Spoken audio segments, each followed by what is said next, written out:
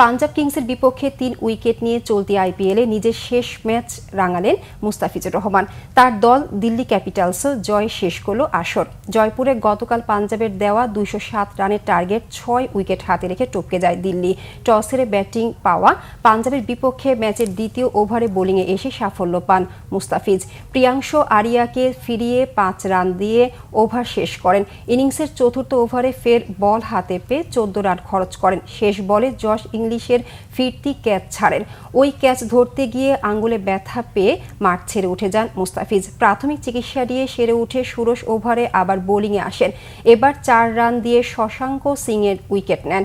ইনিংসের শেষ ওভারে ১০ রান দিয়ে মার্কো জানসেনকে কট বিহাইন্ড করেন। শেষ বলে মার্কুস স্টয়রিচের উইকেট হাতছাড়া হলে ৪ ওভারে ৩৩ রানে ৩ উইকেট নিয়ে সন্তুষ্ট থাকতে হয়। গত নভেম্বরে নিলামে অবিকৃত মুস্তাফিজকে আসরের শেষ দিকে বদলি ক্রিকেটার হিসেবে ৬ কোটি রুপিতে দলে নেয় দিল্লি।